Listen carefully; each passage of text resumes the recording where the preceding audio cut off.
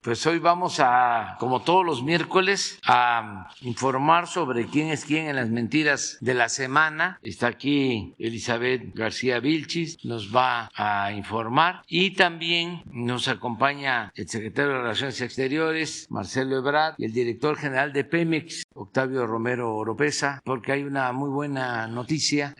Ya autorizó el gobierno de Estados Unidos la compra de Pemex, de la refinería Deer Park de Houston, Texas, a la empresa Shell. Es una compra que hace el gobierno de México de una refinería. Es algo histórico y esto pasó por una autorización del gobierno de Estados Unidos. Y el día de ayer ya se aprobó la autorización y se les va a informar a ustedes y a todos los mexicanos, porque es una muy buena noticia. Entonces vamos con Elizabeth.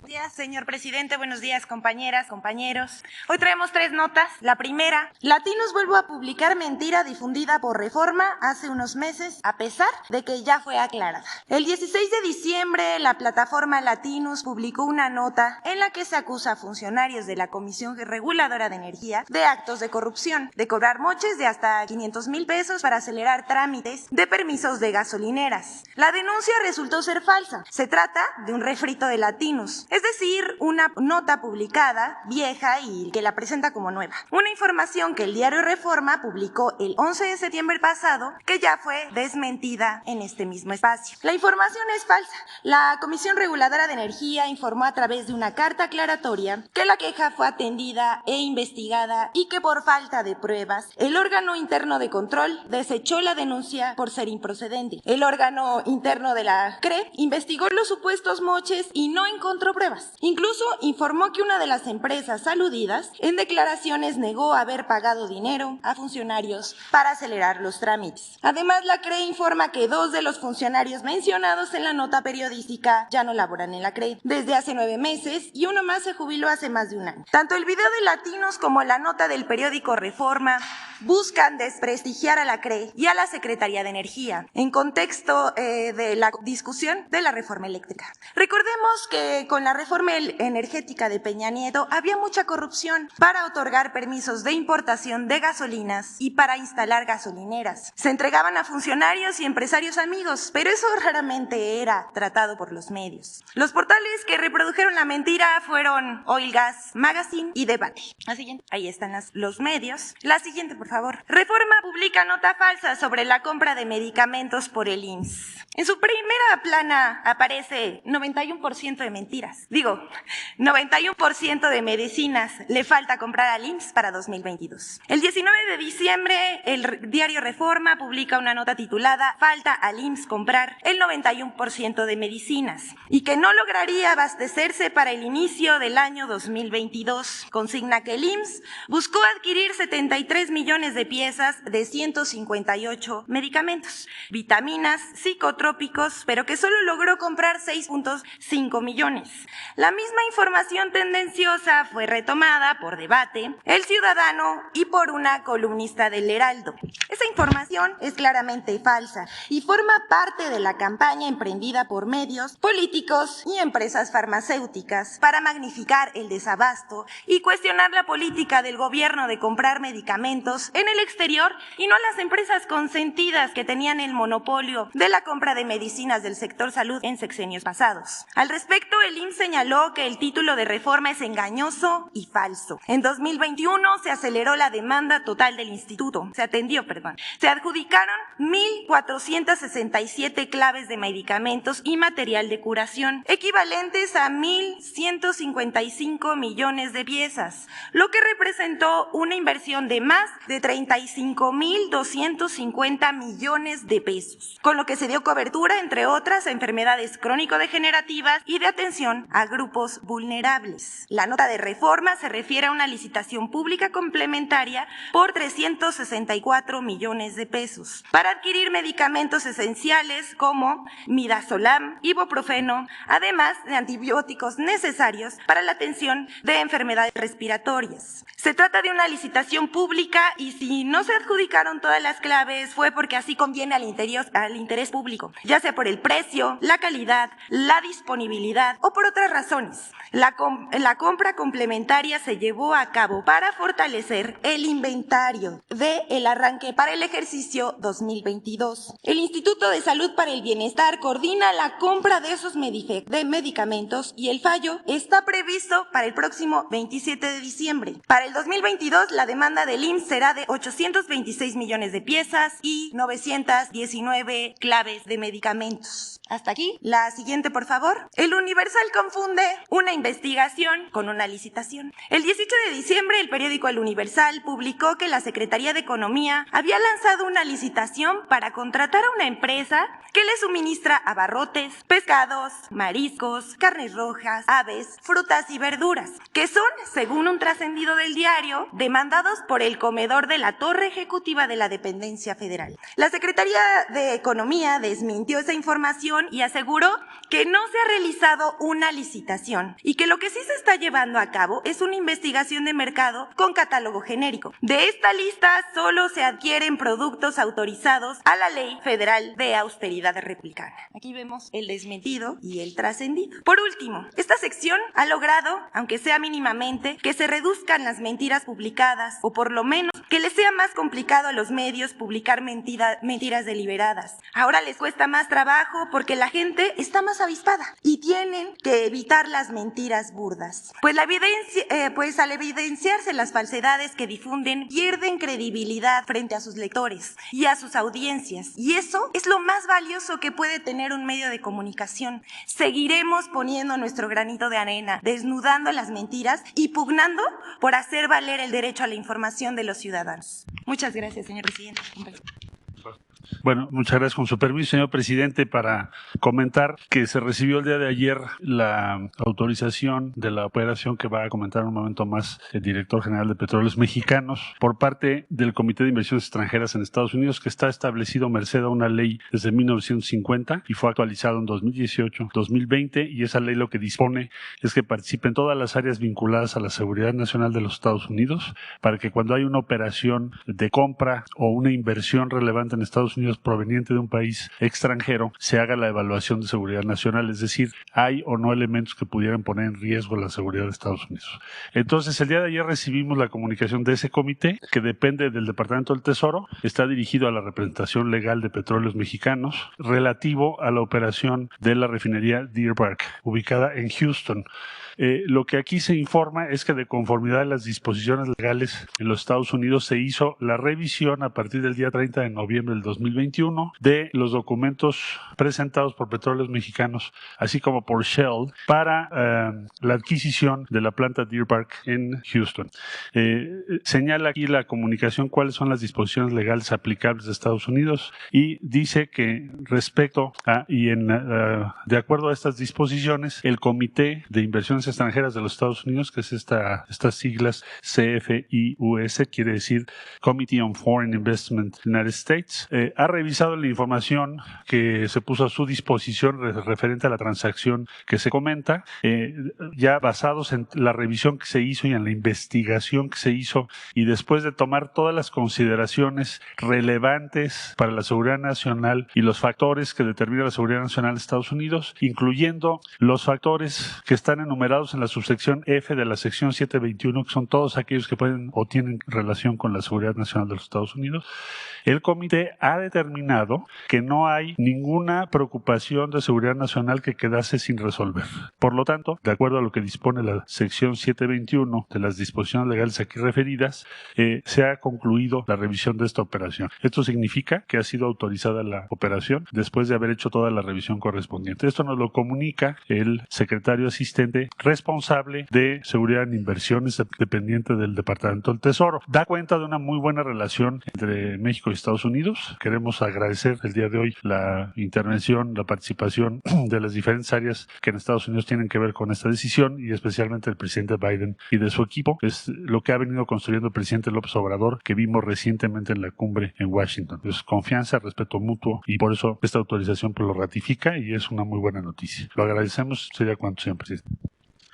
Con su permiso, señor presidente, pues como comentaba el presidente de la República y el secretario Marcelo Ebrard, el día de ayer recibimos la autorización para concretar la compra de la refinería Deer Park a Shell, al porcentaje de Shell, que es el 50%.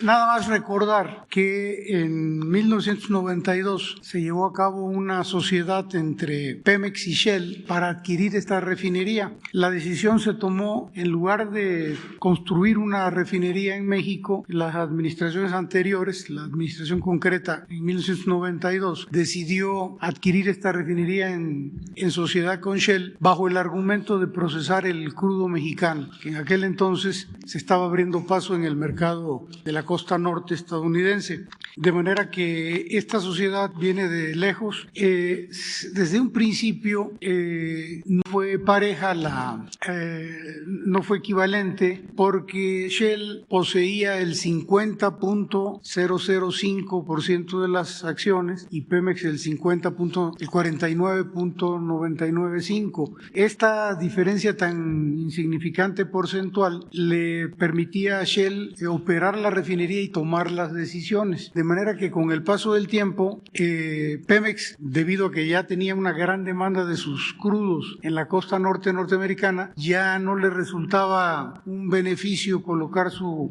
crudo en la refinería de Deer Park, porque lo podía colocar en cualquier otra refinería al mismo precio, pero sin embargo las decisiones las tomaba Shell, y esto implicaba que aunque durante varios años sí se hicieron repartos de dividendos, de utilidades, al final las decisiones eran en el sentido de que las utilidades se reinvirtieran en la misma refinería, y por lo tanto Pemex ya no obtenía beneficio alguno, de forma tal de que esta operación, que ahora ya se autoriza y que se va a concretar en los próximos días, pues resulta de la mayor relevancia, porque ahora Pemex y el país, mejor dicho, es dueño de la refinería de Deer Park, y esto va a permitir que todos los combustibles, las gasolinas, el diésel, la turbocina, pues ya sean propiedad del pueblo de México, para satisfacer el programa de autosuficiencia energética que ha venido liderando, encabezando el presidente de la República.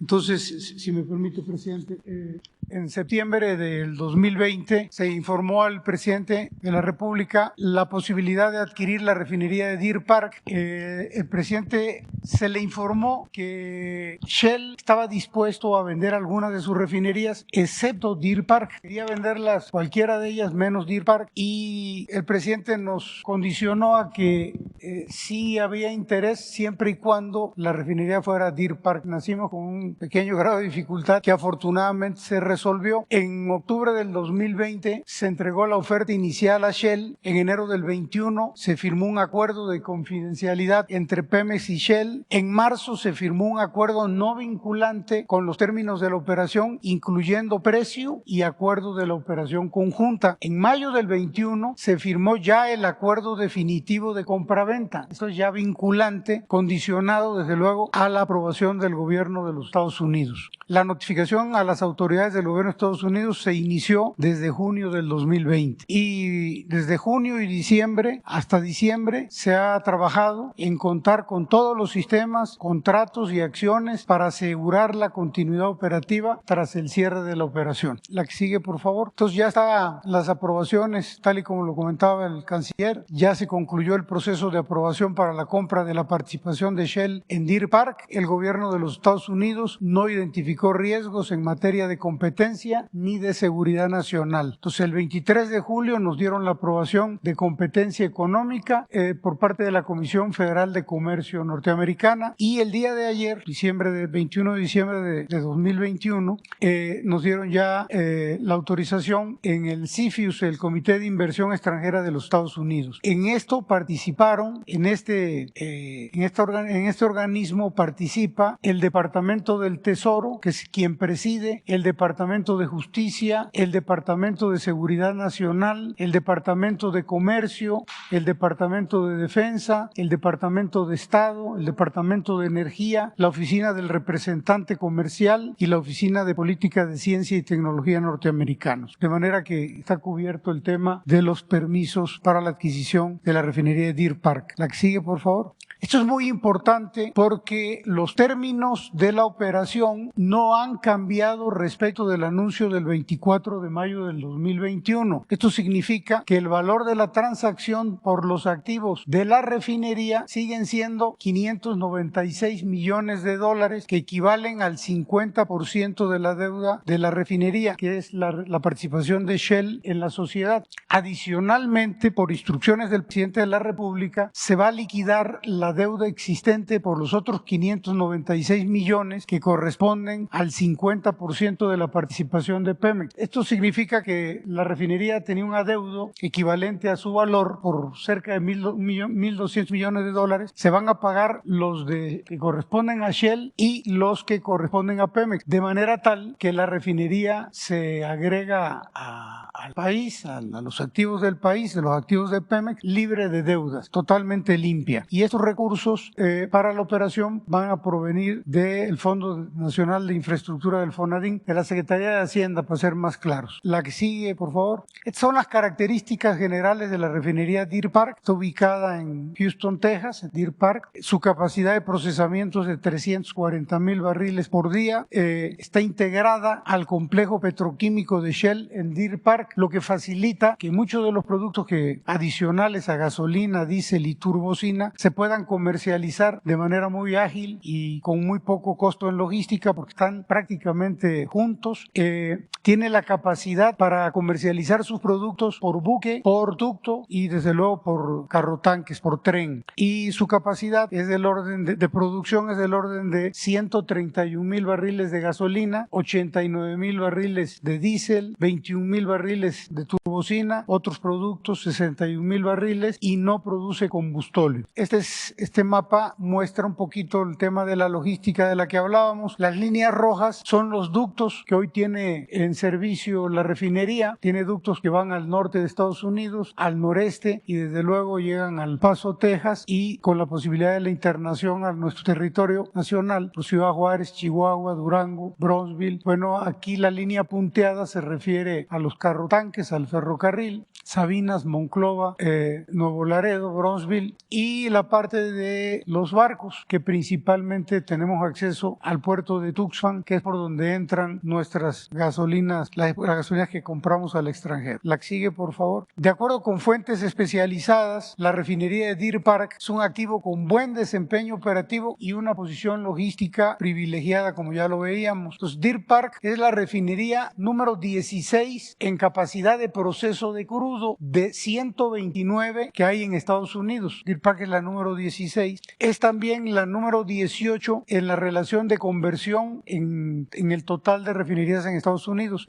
Su configuración permite procesar materias primas pesadas con alto contenido de azufre sin producir combustóleo. Y bueno, tiene un desempeño dentro del primer tercio de utilización y eficiencia energética. De las 129 refinerías, Deer Park está dentro del primer tercio en eficiencia. Esto debido fundamentalmente a las reparaciones mayores, los mantenimientos que se han dado siempre conforme al programa permitido para un desempeño competitivo. La que sigue, por favor. Esta lámina es muy interesante porque aquí se muestra la relación de conversión y su capacidad de proceso de las refinerías de la costa norte norteamericana, estadounidense. La costa norte es la región de mayor capacidad de refinación en el mundo, y ustedes pueden observar aquí la ubicación que tiene Deer Park. Está por encima del estándar, tiene una capacidad, una relación de conversión de arriba del 80% para refinerías con una capacidad superior a los 300,000 barriles diarios.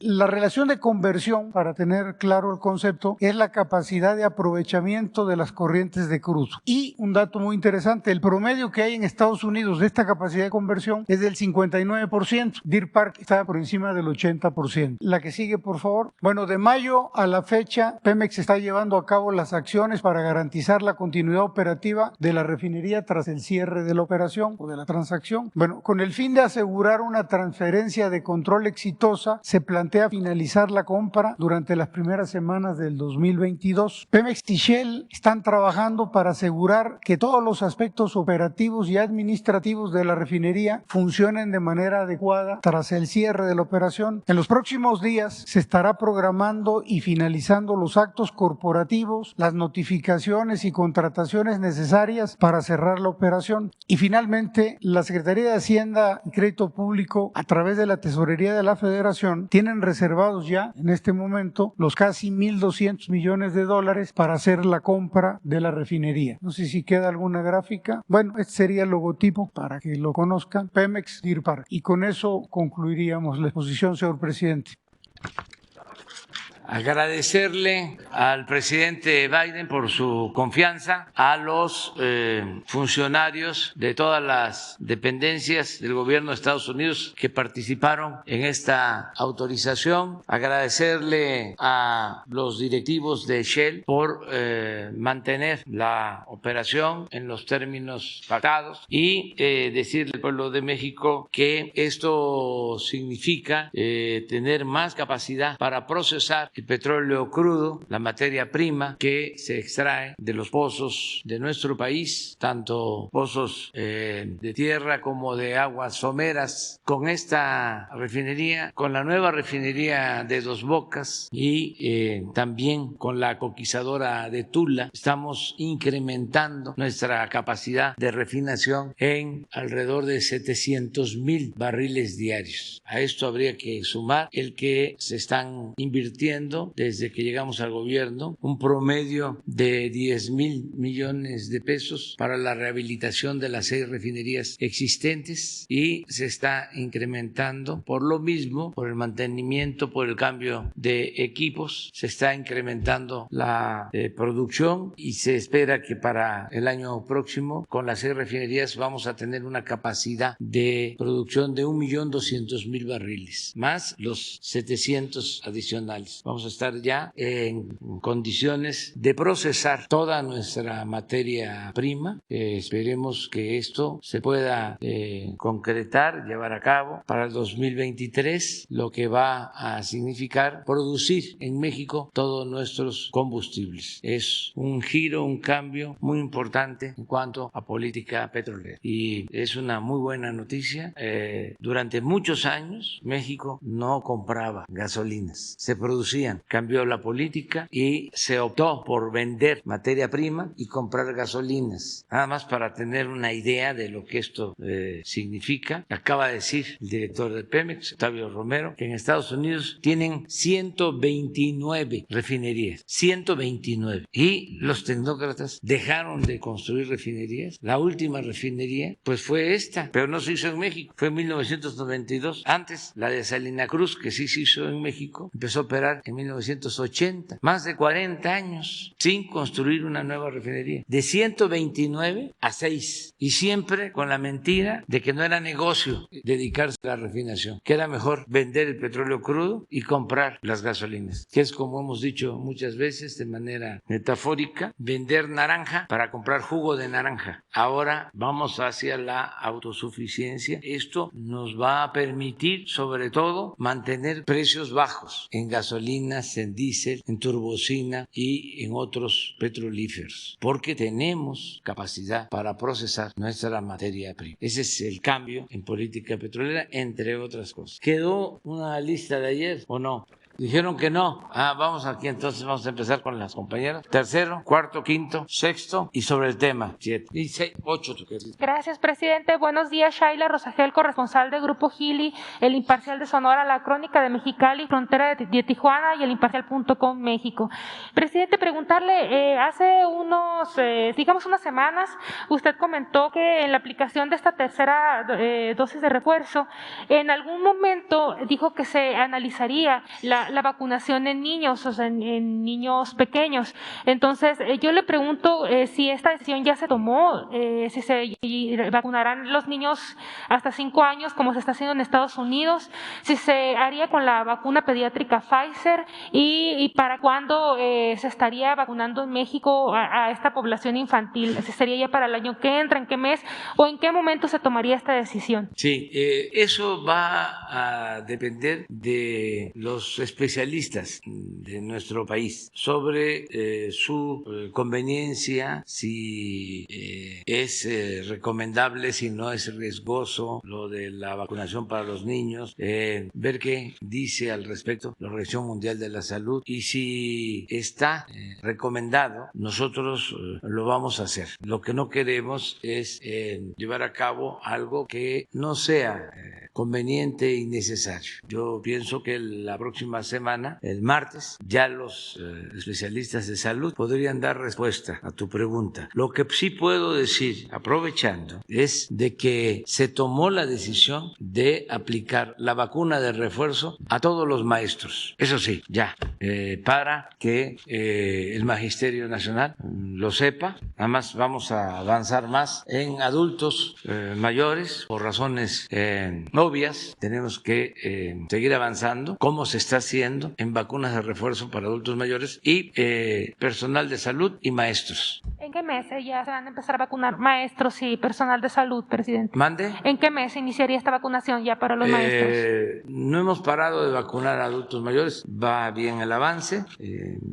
Ya prácticamente terminamos en la Ciudad de México y así en otros estados. Vamos a seguir avanzando y al terminar aquí en la ciudad, por ejemplo, ya vamos con personal de salud, de refuerzo y maestros. Gracias, presidente. Bueno, esto de los niños que le comentaba ayer, decía el subsecretario Hugo López-Gatell que la variante Omicron es ahorita pues la pandemia de no vacunados. Por eso mi pregunta, ojalá que el martes próximo nos puedan dar un panorama de qué va a pasar al respecto. Aprovechando que está el canciller Marcelo Ebrard, le quisiera preguntar ¿cuáles fueron los acuerdos que se tomaron con Estados Unidos para reactivar el programa Quédate en México?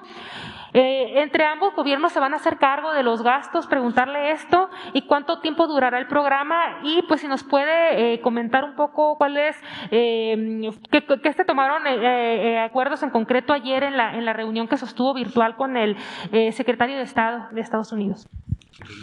Bueno, para sintetizarlo diré yo lo siguiente.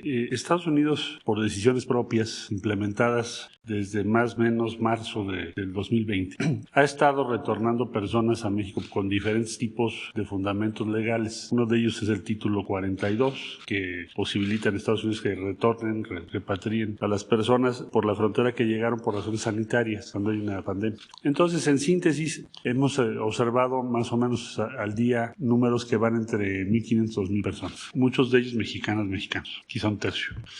¿Qué es lo que pasó ahora o qué se va a hacer ahora?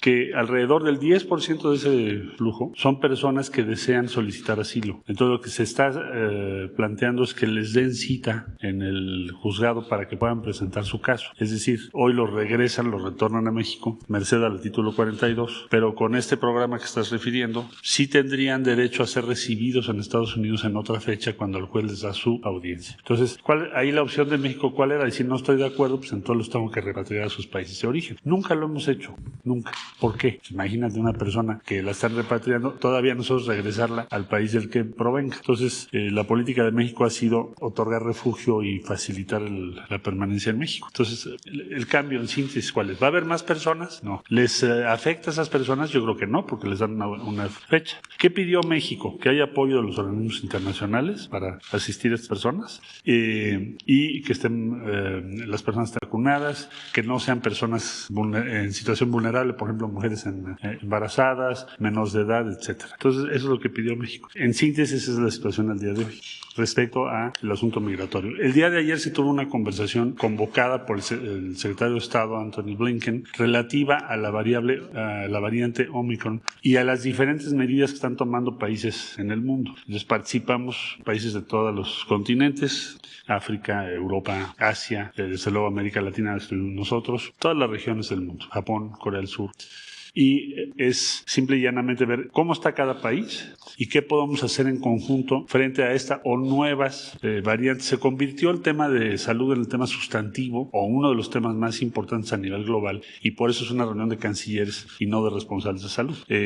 Digamos que en la agenda internacional es cada vez más relevante estar compartiendo la información y en su caso tomar acciones de común acuerdo. Entonces ayer lo que hicimos fue una primera revisión de lo que hay en todo el mundo, quién está haciendo qué. Europa, por ejemplo, aclaró que la variante variante que ellos tienen con más problemas pues es Delta todavía, aunque va creciendo el número de contagiados con Omicron. Entonces vamos a estar informando de estas reuniones, vamos a tener otra en enero, para también revisar los medicamentos que se están actualizando respecto al COVID, porque en Estados Unidos ya tienen en curso la probable autorización de algunos medicamentos y también en Europa. Entonces para eso son, y les voy a estar informando. La próxima reunión va a ser en enero. Gracias. Canciller, nada más, el programa de Quédate en México, ¿cuánto tiempo va a durar? ¿Tiene un lapso? Bueno, la temporalidad no la conocemos. ¿Te refieres al título 42 o...? Es difícil saberlo, ¿no? La temporalidad no la puedo determinar en este momento. Gracias. Gracias, presidente. Buenos días. Judith Sánchez Reyes, corresponsal de Imagen del Golfo de Veracruz.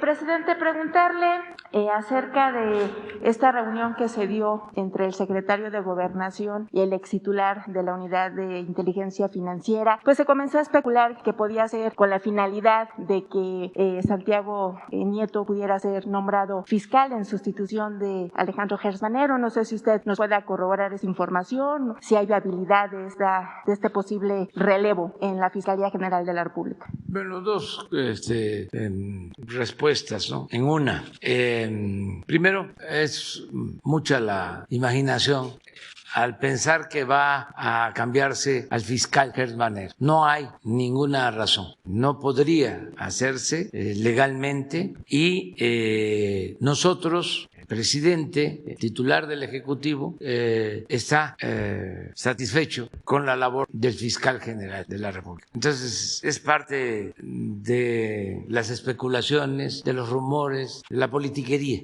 Lo otro, la visita o el encuentro de Santiago Nieto con el secretario de Gobernación, pues es normal que se dé esta entrevista. El secretario de Gobernación, Adán Augusto López Hernández, tiene, entre otras virtudes, el que no se pelea con nadie, busca el diálogo, busca la conciliación. Me ayuda mucho. Yo también no me peleo con nadie, pero tengo mucho trabajo. Él también, pero yo tengo que ver, bueno, el que se dé esto que es histórico, el que no se deje de entregar los apoyos a los adultos mayores, el que no falten las medicinas, el que no nos aumente la violencia. Tengo mucho trabajo y me ayuda el secretario de Gobernación y habla con personas de todos los sectores, habla con políticos, habla con dirigentes de partidos. Bueno, se acaba de abrir un diálogo con el PAN, habla constantemente con dirigentes del PRI, habla con gobernadores, me ayuda mucho. Entonces, en ese marco es que se da este encuentro amistoso. Eso es lo que puedo decir. O sea, ¿no habría posibilidad de que se reintegrara alguna posición en su gobierno? No sé qué hablaron. Yo escucho mucho la opinión del secretario de Gobernación, como escucho la opinión del secretario de Relaciones Exteriores y del director de Pemex y del director de Comunicación Social. Estoy escuchando porque pues ellos tienen la encomienda de hacerse cargo de sus asuntos. Imagínense, ahora que se logró esta autorización, pues Pemex cumple una función, se contrata un despacho especializado, se mantiene la relación con Shell, pero llega el momento en que pues interviene el Tesoro, la Secretaría de Energía y el Departamento de Estado. ¿Quién ayuda? El secretario de Relaciones Exteriores. Entonces todos trabajamos de manera conjunta, coordinada. Bien, presidente, en el tema de seguridad... Pero nada más quiero subrayar eso, para que ojalá ya, aunque somos libres, ¿no? ¿Qué sería la vida, no? Sin poder imaginar cosas, ¿no? Sin las ilusiones.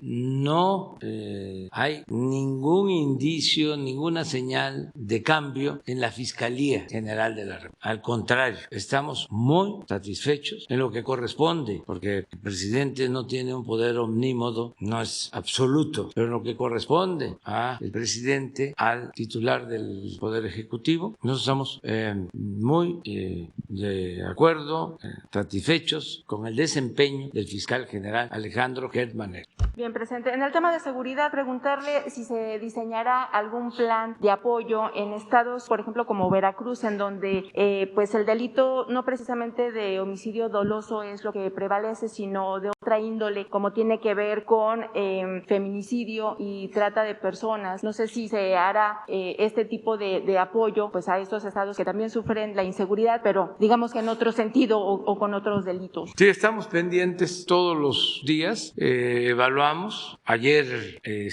no fue un día muy violento, ojalá y todo el fin de año y lo que viene del año próximo y hacia el futuro sigamos sin violencia o con poca violencia. Ayer fueron pocos los homicidios, esto lo celebramos en las mañanas. Imagínense, un día les voy a invitar, ya les comenté en una ocasión, de que 2 o 3 vayan a las reuniones de seguridad para que conozcan cómo es la agenda que tratamos diariamente, de cómo estamos todos, e inicia el informe diario de lo sucedido en las últimas 24 horas la secretaria de Seguridad, que es la que presenta los reportes de delitos cometidos y de asuntos relevantes, y luego cómo intervienen los que tienen información adicional, temas también que nos importan. Por ejemplo, hoy también revisamos cómo está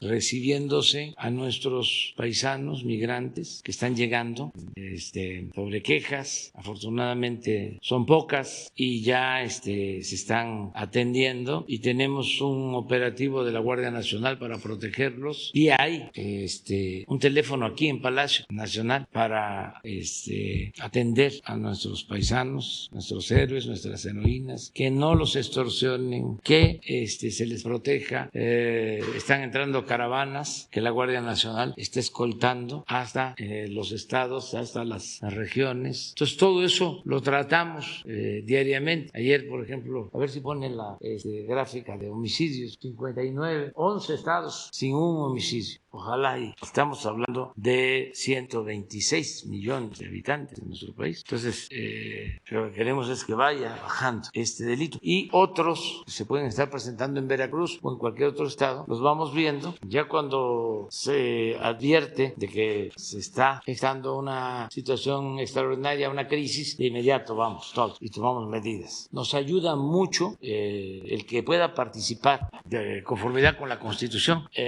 las Fuerzas Armadas, que antes no era posible que nos ayudaran en temas de seguridad. Ahora el Ejército, la Marina, más la Guardia Nacional, todos juntos. Entonces sí tenemos capacidad para proteger a la gente, que es nuestra misión, garantizar la paz. Entonces vamos a revisar Veracruz. Este año fue de los estados que más visité en el tema de seguridad. Yo creo que hicimos en Veracruz 4 reuniones de seguridad, pero vamos a seguir llevando a cabo las evaluaciones. Finalmente, presidente, para este cierre de año, ¿qué balance tiene sobre el programa del gas bienestar? ¿Se lograron llegar a los objetivos que se habían planteado al inicio? Y dependiendo de estos, ¿se piensa ya extender al resto del país? Y si es así, pues ¿para qué fecha se tiene previsto? Gracias. Pues aquí tenemos al director de Pemex, él es el indicado. Yo solo voy a destacar algo, de que hablando con la gente,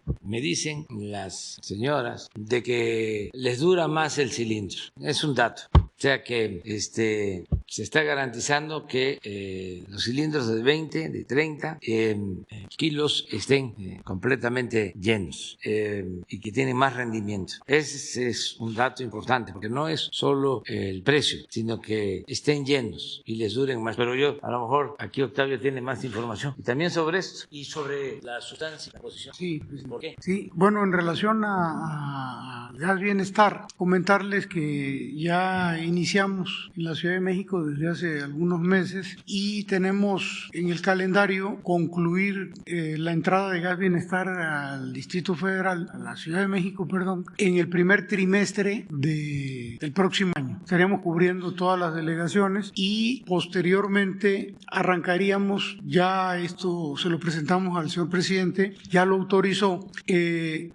a cubrir todos los estados, sobre todo los que están influenciados por el gasoducto gasoducto de gas LP que viene desde el sureste, desde Cactus, Chiapas, hasta Jalisco, y a lo largo de su trayecto, todos los estados que quedan influenciados por él, y esto lo tenemos programado iniciar después del primer trimestre del próximo año, sobre todo en los lugares donde ya existe un compromiso presidencial de arranque, que serían de inicio Tabasco y Veracruz, y posteriormente todos los estados que van siendo atravesados por el ducto, que son Puebla, Hidalgo, desde luego el Estado de México, Guanajuato, Jalisco y todos los estados aledaños. Entonces ya tenemos la autorización del presidente, incluso de hablar con la Secretaría de Hacienda por el tema de los recursos, así es de que pensamos que en el próximo año vamos a avanzar muchísimo. El objetivo es terminar, pero bueno, el Gas Bienestar es un programa que va para adelante y que ya lo tenemos bastante elaborado el proyecto. Y en relación a lo que señalaba el presidente en cuanto al beneficio, pues es un gran beneficio porque, primero que nada, el tema de la seguridad. El tema de la seguridad porque las gaseras normalmente, teniendo la obligación, dado que en el precio que se cobra hay un precio de reposición de los cilindros, no lo hacían. Lo que nosotros nos encontramos cuando iniciamos con el reparto de los cilindros de Gas Bienestar fue que entregábamos un cilindro nuevo y recogíamos los cilindros usados, y más de la mitad de los cilindros que recogíamos, que nosotros pensábamos rehabilitarlos, porque dentro del programa de Gas Bienestar tenemos equipos para rehabilitar los cilindros. Esto es quitarles la válvula, limpiarlos de pintura y de óxido, hacerles la prueba de la presión, la prueba hidráulica, para que no tengan fugas, cambiarles la base, cambiarles la corona, pintarlos. La idea era que la mayoría de los cilindros que recogiéramos tuvieran esta rehabilitación, pero nos encontramos con que más de la mitad, casi el 60%, no tienen ya posibilidad de ser rehabilitados por la condición tan deteriorada como están. Entonces, bueno, el primer beneficio tiene que ver con la seguridad, porque estamos entregando cilindros nuevos y rehabilitando los que se pueden rehabilitar. Un cilindro rehabilitado queda casi en condiciones como si fuera un cilindro nuevo. Entonces, el tema de la seguridad es fundamental, creo que es el más importante. Y luego lo que tiene que ver con lo económico. Gas Bienestar es un gas que se está vendiendo a un precio inferior al precio máximo autorizado por la CRE. Y no solo eso, sino que la composición del gas es la composición correcta, de manera tal que el poder calorífico que tiene el Gas Bienestar es superior al que ofrecen las otras gaseras. ¿En qué se traduce esto? En una mayor durabilidad del cilindro. Entonces, tenemos muchos testimonios de las familias que hoy compran Gas Bienestar, en el sentido de que anteriormente les duraban 20 días y ahora les duran 30, 35 días. No solo es un tema de precio, sino que aparte de que les cuesta más barato, que se les oferta en un precio inferior, les dura más tiempo. Entonces, es un gran beneficio el que están teniendo las familias, y por eso el éxito tan grande que ha tenido el programa. Nosotros tenemos un porcentaje de ventas altísimo. De los cilindros que salen a reparto, prácticamente se venden la mayoría, casi todos, porque la gente los está demandando de manera muy importante. Entonces, pues son, digamos que las grandes ventajas del Gas Bienestar, presidente. A ver si es que ayer la gente me manda y todos me entregan pues algunos regalos. Ahora me trajeron un muñequito nuevo. Ya ven que dice que yo no quiero a Santa. Dijo una periodista que soy tan anti extranjero que no quiero a Santa, y me sacaron un muñequito, a ver si lo consigues por ahí, que parezco a Santa, aunque le tengo, la verdad, respeto a Santa, pero le tengo pues mucho cariño a los Reyes Magos, o sea, porque en nuestros pueblos, en nuestros tiempos, pues era Melchor, Gaspar y Baltasar. Y a ver si Laurita te manda manda lo de que me regalaron ayer de los cilindros del gas bienestar. Debes. Laura Nieto es mi secretaria y consejera, asesora, todo, desde hace muchos años. La quiero mucho, me ayuda. Llega antes de las 6 de la mañana. Entonces aprovecho para hacerle un reconocimiento. Como a Leti, que está todo el tiempo también atendiendo a quienes vienen a entregar escritos, presentar quejas aquí a Palacio Nacional. Ella y todo su equipo. O sea, somos muchos, como lo dije en mi informe, es un nosotros esto, un nosotros, muchísimos servidores públicos y mucha gente del pueblo, mucha gente que ayuda, que aporta, que nos manda bendiciones y recomendaciones, propuestas. Están participando muchos y también los que no nos ven con buenos ojos, repito, se han portado muy bien y esto lo reitero porque estamos finalizando el año y nuestros adversarios han actuado de manera responsable, no ha pasado de calumnias, ¿no? Mentiras, a veces y muy poco y cada vez menos insultos, pero han sido muy respetuosos en general y se está llevando a cabo y soy muy consciente una transformación profunda que a algunos y no pocos, a millones molesta mucho, les molesta mucho. Sin embargo, actúan con prudencia, con tolerancia, con respeto. Sí lo manifiestan, pero hasta ahí. Y es normal en la democracia que esto suceda. Además, no es una actitud maniquea. El ejercicio de la política no tiene que ver con el maniqueísmo, no es de buenos y malos, no es así de negro y blanco, tiene que ver con una serie de circunstancias, ¿no? Entonces, no hay odio, o si existe es mínimo, en muy pocas personas. El pueblo está contento, la gente está, la verdad, feliz. Antes se hablaba de el mal humor social, ¿se acuerdan? Que la gente andaba enojada. Pues no, y vaya que pasamos por una situación difícil, muy difícil con la pandemia, muy dolorosa. Nada, mire, le ponen mi nombre y es. Pero es la gente.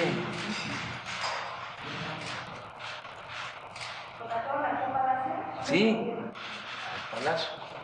Y así me traen muchas cosas. Ojalá y si lo ponen en la calle. Si lo ponen en la calle para dejar. Pues yo creo que el muñequito, sí. A ver si lo consiguen. Lo están buscando. O sea, alguien lo mostró así en una mano. Es un santo. ¿Ya lo habías visto, Pedro? No. No quiero.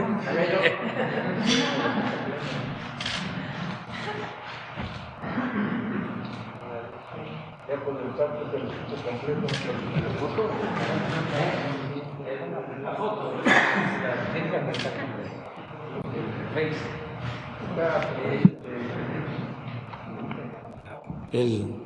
Y no tiene que ver, fíjense, porque una escritora que está molesta y que también tiene todo su derecho, ¿no?, a expresarse, a manifestarse, pero dijo que a ver si lo ponen, ¿no? Pero pues siempre y cuando esté el otro muñequito, porque no tiene relación, son como dos mundos, ¿no?, dos concepciones, ¿no?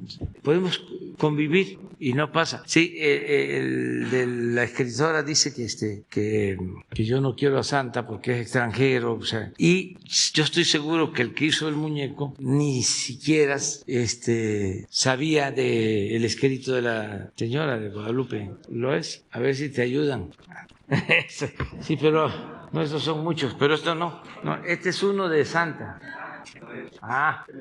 Sí. ¿Verdad? Y entonces, ¿por qué no pones? No lo pongas. ¿Cómo? ¿Hay beisbolista? Sí. A ver. Es que no hay que enojarse, no hay que enojarse. Ese es el beisbolista. Pero así es el Santa que vi ayer. Pero en fin. Bueno, adelante.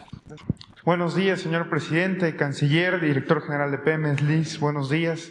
Buenos días a todas y a todos. Diego Elías Cedillo, Tabasco Hoy, Campeche Hoy, Quintana Roo y Diario Basa de Grupo Cantón. Señor presidente, en atención a la presentación que se hizo de la adquisición de la nueva refinería en Deer Park, me gustaría preguntarle este análisis que su gobierno ha tenido de cómo recibió en general Petróleos Mexicanos, cómo va y cuál es la meta que tiene planeado su gobierno para entregar Pemex al finalizar su sexenio. Aunado también, presidente, a este tema que usted ha hablado de la rehabilitación de las refinerías, del tema del gas bienestar que presentó, todos los matices en cuanto a materia energética, presidente, si tienen los estatus de cómo se recibió, cómo se va a dejar y ¿cuál sería el legado que usted dejaría de su gobierno a todas y todos los mexicanos en materia de energéticos, presidente? Gracias. Sí, yo creo que va a meditar el que se presente el plan que se está llevando a la práctica, que ya se convirtió en 10 puntos básicos y que trabajaron la secretaria de Energía, Rocío Nale, que ha hecho muy buen trabajo, y Octavio Romero Oropes. Los dos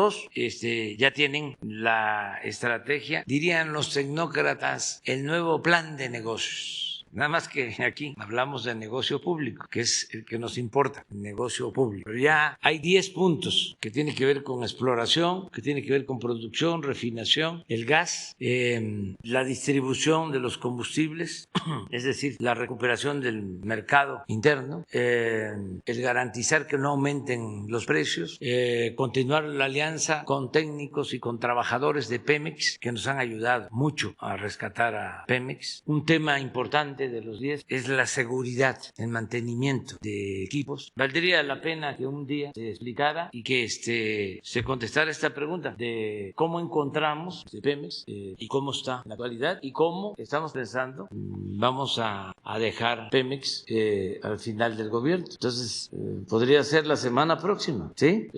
Hoy estaba convocada Rocío Nale, pero está al 100, sí, en la refinería de Dos Bocas, porque se están trasladando equipos y tenemos que resolver lo del transporte marítimo, que se está convirtiendo en un problema mundial, el transporte marítimo. Por eso, lo mejor es la autosuficiencia, que no tengamos que comprar o vender en distancias largas. Antes no se consideraba el flete y ahora cada vez influye más en los costos. Entonces, esto de Deer Park, imagina, tenemos Tuxpa enfrente, pero tenemos ducto para El Paso. Aquí aprovecho para también informar que en Juárez son 4 o 5 pesos menos la gasolina que lo que pagamos en el resto del país, porque hemos mantenido un programa de apoyo a la frontera. De todas maneras, la parte de Texas relacionada con México o la frontera de Texas con México, la gasolina es más barata de aquel lado que en California. Pero acabo de estar en Tijuana y en Tijuana, aún siendo California más cara en cuanto a precio de combustible que Texas, en Tijuana es como 1 peso más barata la gasolina que en el resto del país por el plan de apoyo a la frontera. Entonces sí convendría, para que tengan una visión general, que sí es un viraje completo. Imagínense lo que es dejar de vender crudo, que fue la política que imperó durante todo el periodo neoliberal para procesar esa materia prima en el país, ¿sí?, y producir las gasolinas. El cambio, pero incluso el cambio de mentalidad, hasta en especialistas, técnicos, estamos hablando de generaciones que se acostumbraron a eso. Desde la expropiación petrolera hasta los años 80 éramos autosuficientes en gasolinas, no comprábamos. A partir de los años 80 hasta la fecha compramos los combustibles, por eso no se hicieron las refinerías. Entonces, girar de nuevo es una política distinta que están llevando a cabo en Pemex, y esto significa más trabajo en México. México, más independencia. Ahora los talleres de las refinerías están operando como no se veía en otros tiempos. La gente está contenta, los trabajadores petroleros, porque los que se van de jubilación están dejando las instalaciones como las encontraron cuando empezaron ellos a trabajar, no en ruinas. Entonces sí hay un buen ambiente en Pemex, pero sería bueno que vinieran para informar y reafirmar que el precio de los combustibles no va a aumentar en términos reales, no va a aumentar. Y sí salimos porque no hay corrupción, porque hay planeación, porque hay eficiencia. Nada más por no permitir la corrupción ahorramos mucho. Imaginen, invertían en el periodo neoliberal la mitad del presupuesto de Pemex en el norte, Chicontepec, la exploración para aguas profundas. ¿No es así? ¿Por qué no lo explicas? ¿Y cuánto nos costaba extraer un barril de petróleo cuando llegamos? ¿Y cuánto nos cuesta ahora? ¿Y por qué? O sea, la decisión de perforar donde está el petróleo. Sí, cuando nosotros llegamos a esta administración, ya durante los 15 años previos al inicio de esta administración, la mayor parte de la inversión se destinaba, como dice el señor presidente, al norte y sobre todo a las aguas profundas. Fueron muchos años de invertirle miles de millones de dólares sin mayores resultados. El tema es de que al día de hoy no ha podido extraerse una gota de aceite de aguas profundas. El presidente tenía muy claro que los principales yacimientos o reservas de petróleo los teníamos en aguas someras y en tierra, con un beneficio adicional de que Pemex es el país número 1 con experiencia en aguas someras, porque aquí en México tuvimos el yacimiento más grande del mundo en aguas someras, que fue Cantarell, y el segundo que fue Kumalozap. Entonces la decisión fue inmediata de hecho el presidente lo señalaba desde que estábamos en campaña, de que iba a haber un cambio en la política de la inversión, del direccionamiento de los recursos, y fue inmediato el resultado, porque desde el 2019 ya la inversión se canalizó fundamentalmente en exploración y en desarrollo al sureste, en tierra y en aguas someras. El resultado fue inmediato porque desarrollamos en el 19, iniciamos el desarrollo de más de 20 campos en aguas someras y el descubrimiento de un campo en el sureste, concretamente en Tierra Blanca, Veracruz, el campo Izachi, que es un campo súper gigante. Con esta misma lógica de redireccionamiento de inversiones al sureste y a las aguas someras, en el 20 descubrimos un campo importantísimo también, que es el campo Quesqui en Huimanguillo, Tabasco, y en este año, en el 21, anunciamos en marzo ya el descubrimiento del tercer campo gigante, que es un conjunto de campos que están ubicados en el complejo que se le denominó J. Mújica, de manera que 3 campos gigantes en 3 años, independientemente de todos los descubrimientos de campos menores que se han llevado a cabo en aguas someras y también en tierra. Por ejemplo, ahora mismo en Tupilco, este año, descubrimos un campo que se llama los Pozos Tupilco, precisamente un yacimiento que no es precisamente un yacimiento gigante. Yacimiento gigante es cuando tiene más de 500 millones de barriles. Este campo tiene 200, pero tiene un potencial, una gran energía, de manera tal que los pozos pueden producir entre 12 y 15 mil barriles diarios.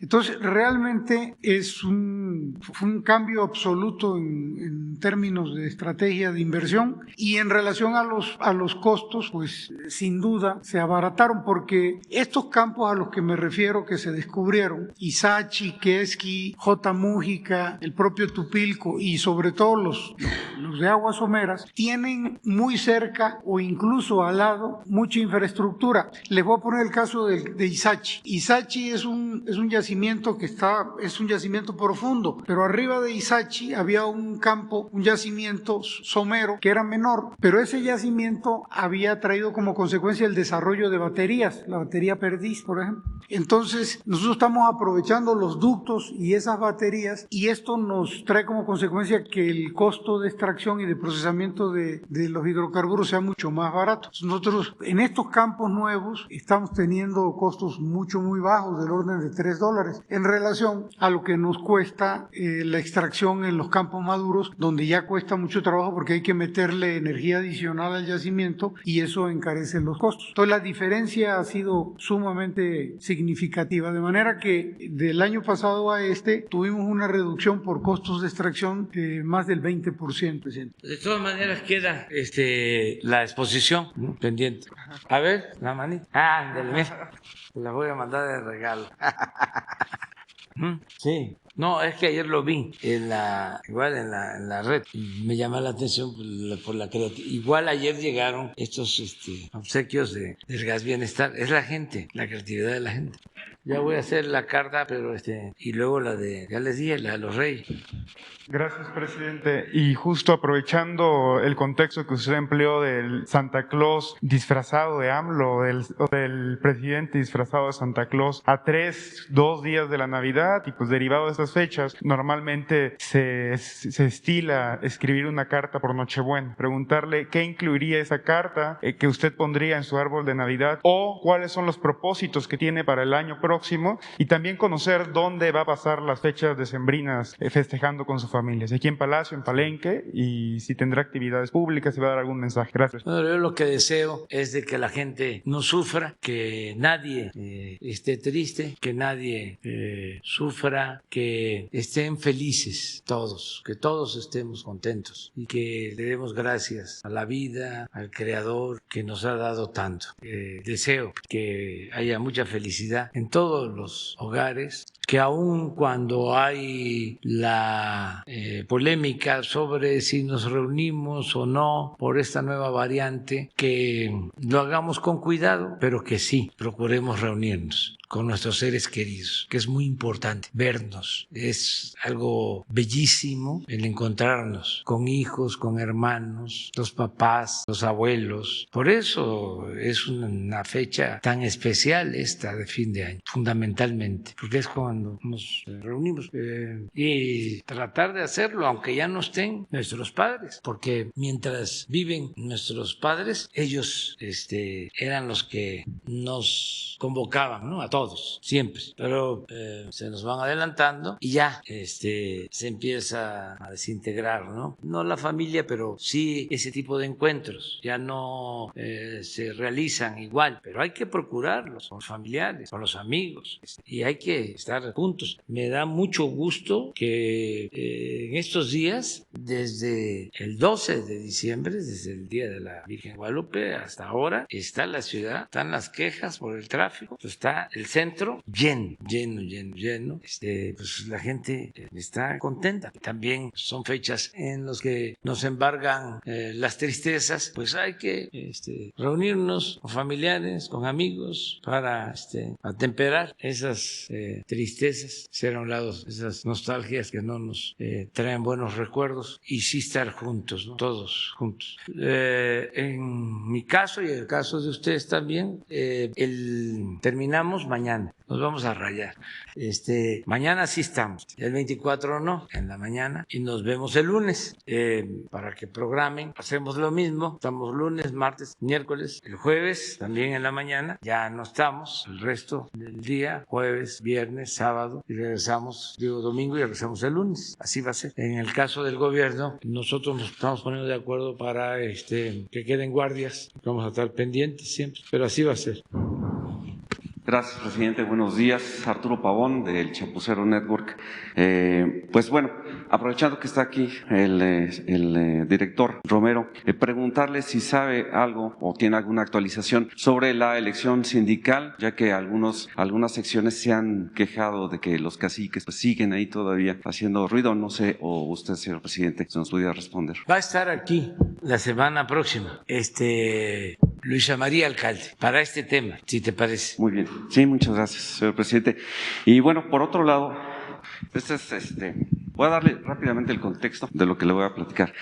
En la Secretaría de Educación Pública hay una subsecretaría que es la Subsecretaría de Educación Media y Superior.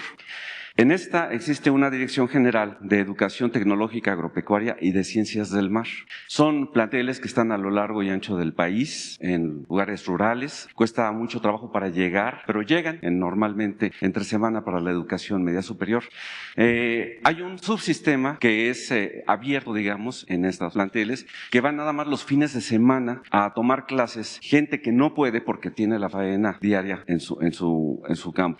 Tardan mucho en llegar, es muy complicado, pero llegan. Este subsistema se hizo para hijos de campesinos y algunos campesinos ya mayores. El 70% tiene menos de 30 años, pero están tratando de superarse. Del 100%, el 57% son mujeres que están intentando también lograr conocimientos para después aplicarlos en su medio. Son planteles que algunos tienen hasta 80 hectáreas y que no están siendo utilizadas al 100% porque se ha ido dejando de lado este tipo de educación que nació en los 70s. Aquí el problema está en lo que usted ha planteado acerca de que se descuidó mucho la educación de personal de salud durante muchos años y ahora parece que está sucediendo lo mismo. Y ahora viene el por qué está sucediendo esto. Nosotros tenemos un oficio que la dirección de este subsistema envió a los planteles que tiene fecha de julio pasado, en donde se les anuncia que ya no deben de recibir nuevas inscripciones. Quiere decir que nada más es liquidar los que están ahorita tomando clases y ya no se vuelve a inscribir a nadie.